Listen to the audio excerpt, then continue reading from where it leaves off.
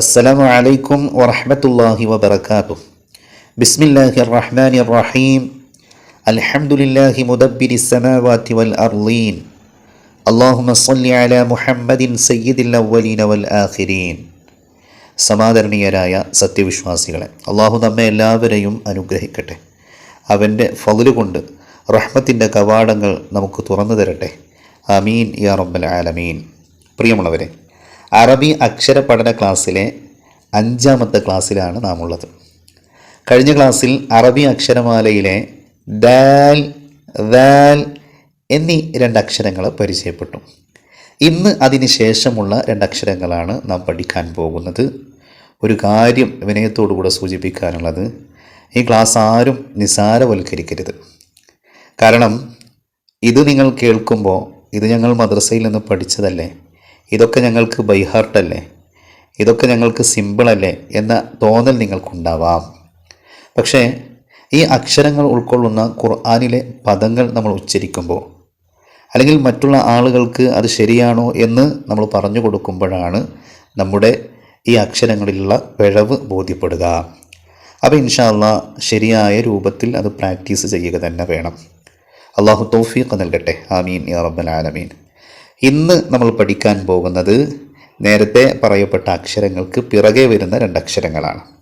നിങ്ങളെല്ലാവരും സ്ക്രീനിൽ കാണുന്നത് പോലെ റാ, സായ്, റാ, സായ്, റാ, സായ് എന്നീ 2 അക്ഷരങ്ങളാണ്. ആദ്യം റാ എന്നുള്ള അക്ഷരത്തെ സംബന്ധിച്ച് നമുക്ക് പറയാം. വളരെയധികം ശ്രദ്ധിക്കേണ്ട അക്ഷരമാണ് റാ. അതിൻ്റെ മഖ്റജ് പറയപ്പെടുന്നത് നാവിൻ്റെ അറ്റത്തിൻ്റെ മുതുവും അതിന് നേരെയുള്ള ഊനും. ഒന്നുകൂടി, നാവിൻ്റെ അറ്റത്തിൻ്റെ മുതുക് എന്ന് പറഞ്ഞാൽ അതിൻ്റെ മുകൾ ഭാഗം, അതിനോട് നേരിടുന്ന ഊനിൽ തട്ടിച്ചുകൊണ്ടാണ് റാ പറയേണ്ടത്. നൂൻ എന്നുള്ള ഒരക്ഷരമുണ്ട്, അത് നമ്മൾ പറഞ്ഞിട്ടില്ല, പിന്നീട് നമ്മുടെ സംസാരത്തിൽ അത് വരും ഇൻഷാ അല്ലാഹ്. ആ നൂനിൻ്റെ അടുത്ത സ്ഥലമാണ് റാഇൻ്റെ മഖ്റജ്. റാ പറയുന്ന സമയത്ത് മഖ്റജിൽ വെക്കാതെ ഒരിക്കലും പറയരുത്. എങ്ങനെ? റാ, റാ എന്നുള്ള ആ ശബ്ദത്തിൽ ഒരിക്കലും പറയരുത്. അൽഹംദുലില്ലാഹി റബ്ബിൽ ആലമീൻ, അൽഹംദുലില്ലാഹി റബ്ബിൽ ആലമീൻ. അത് നമുക്ക് പറയാൻ കഴിയില്ല. ചില ആളുകളുടെ ഖിറാഅത്തിൽ അങ്ങനെ നമ്മൾ കേൾക്കാറുണ്ട്. അതോടൊപ്പം തന്നെ നാവിൻ്റെ തല മടക്കാനും പാടില്ല. മടക്കാത്ത രൂപത്തിൽ മേലോട്ട് വെച്ച് പിടിപ്പിക്കണം. എന്നിട്ടാണ് റാ പറയേണ്ടത്. തഫ്ഖീമാക്കിക്കൊണ്ടാണ് പറയേണ്ടത്. വായ നിറച്ച് പറയണം. വായ നിറച്ച് പറയുമ്പോൾ തന്നെ വാവിൻ്റെ ഒരു ചുവ അതിൽ വരാൻ പാടില്ല. വാവിൻ്റെ ചുവ എങ്ങനെ വരും? 2 ചുണ്ടിൻ്റെ ഭാഗങ്ങൾ കൂടി വരുമ്പോഴാണ് റായിൽ വാവിൻ്റെ ചുവ വരുന്നത്. അതുണ്ടാവാൻ പാടില്ല. ജഹ്ർ എന്നുള്ള ഒരു വിശേഷണം റായിനുണ്ട്. കാറ്റ് നടക്കരുത് എന്നാണ് അതിൻ്റെ ആശയം. തവസ്സുത്ത് എന്ന് പറഞ്ഞ മറ്റൊരു വിശേഷണവുമുണ്ട്. അതിൻ്റെ ആശയം എന്താണ്? ശബ്ദം ചെറിയ തോതിൽ നീളുക എന്നുള്ളതാണ് ഇൻഷാ അല്ലാഹ്. അതോടൊപ്പം തന്നെ റായിന് മറ്റൊരു വിശേഷണം തക്രീർ എന്നുള്ളതാണ്. നാവ് പിടക്കൽ, അത് സൂക്ഷിക്കേണ്ടതാണ്. റാ, റാ, റാ ആ രൂപവും നമ്മൾ ഒഴിവാക്കേണ്ടതാണ് ഇൻഷാ അല്ലാഹ്. ഏതായാലും റാഇന് സുക്കൂന് കൊടുത്ത് നമുക്കൊന്ന് ഉച്ചരിച്ച് നോക്കാം.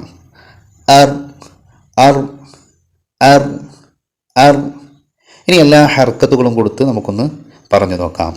റാ, രി, റു, അർ, റൻ, റിൻ, റുൻ, റാ, രി, റു, റാ, രി, റു, അർ, റൻ, റിൻ, റുൻ, റാ, രി, റു. ഇനി റാ ഫത്ഹാക്കപ്പെട്ട റാഇനൊരു ഉദാഹരണം നമുക്ക് പറയാം. റബ്ബന ആതിന, റബ്ബന ആതിന. ഇനി കസ്റാക്കപ്പെട്ട റാഇനൊരു ഉദാഹരണം. വതൂരി സീനീൻ, വതൂരി, വതൂരി സീനീൻ. റാഇന് കസ്റാണെങ്കിൽ തർക്കീക്കാക്കണം. രി എന്നുള്ള ശബ്ദത്തിലാണ് ഉച്ചരിക്കേണ്ടത്. ഇനി വമ്മാക്കപ്പെട്ട റാഇന് ഇദാ ജാഅ നസ്റുല്ലാഹി, ഇദാ ജാഅ നസ്റുല്ലാഹി, നസ്റു, നസ്റു. ലൊമ്മാക്കപ്പെട്ട റാ പറയുമ്പോൾ ചുണ്ടിങ്ങനെ കൂടി വരണം ഇൻഷാ അല്ലാഹ്. അതോടൊപ്പം തന്നെ റാഇന് സുക്കൂനാക്കപ്പെട്ട രീതിയിൽ എങ്ങനെ പറയും? അതിനൊരു ഉദാഹരണം നമുക്ക് പറയാം. وأرسل عليهم وأرسل عليهم ഇൻഷാ അല്ലാഹ് എല്ലാവരും നല്ല പോലെ അത് പ്രാക്ടീസ് ചെയ്ത് പഠിക്കണം. റ റ. ഇനി അടുത്തത് സായ് എന്നുള്ള അക്ഷരമാണ്. നമ്മളൊക്കെ സാ എന്നായിരിക്കും മദ്രസയിൽ നിന്ന് പഠിച്ചിട്ടുണ്ടാകുക. സായ് സായ് അതിൻ്റെ യഥാർത്ഥ ഉച്ചാരണം അങ്ങനെയാണ്, സായ്. സഫീറിൻ്റെ അക്ഷരമാണ്. പക്ഷി സ്വരമുള്ള 4 അക്ഷരമുണ്ട്, അതിൽപ്പെട്ടൊരു അക്ഷരമാണ് സായ് എന്നുള്ളത്. പക്ഷേ അതിൻ്റെ മഹ്റജ് എങ്ങനെയാണ് പറയാറുള്ളത്? നാവിൻ്റെ കൂർത്ത അറ്റവും മേലെയും താഴെയുമുള്ള മുൻപല്ലിൻ്റെ ഇട, 2 പല്ലുകളും കൂട്ടിപ്പിടിച്ച് നാവിൻ്റെ കൂർത്ത അറ്റത്തിൽ നിന്ന് പറയേണ്ട അക്ഷരമാണ് സായ് അല്ലേ. റിഹ്വത്ത് എന്നുള്ള ഒരു വിശേഷണം അതിനുണ്ട്. ശബ്ദം നീളണം. ഒന്ന് നോക്കാം, നമുക്ക് സുകൂന് നൽകിയിട്ട് നമുക്കൊന്ന് ഉച്ചരിച്ച് നോക്കാം. അസ് അസ്, കണ്ടില്ലേ, ശബ്ദം നീളുന്നുണ്ട്. അസ്. ഇനി എല്ലാ ഹർക്കത്തുകളും നൽകിയിട്ട് നമുക്കൊന്ന് ഉച്ചരിക്കാം. സ സി സു അസ് സൻ സിൻ സുൻ സ സി സു സ സി സു അസ് സൻ സിൻ സുൻ സ സി സു. ഇനി ഫത്ഹ് നൽകിയിട്ട് ഒരു ഉദാഹരണം. സഞ്ചബീല അല്ലേ, ഫത്ഹാക്കപ്പെട്ട സായിന് ഉദാഹരണം സഞ്ചബീല. ഇനി കസ്റാക്കപ്പെട്ട സായിന് ഒരു ഉദാഹരണം സിൽസാലഹ സി സിൽസാലഹ സിൽസാലഹ.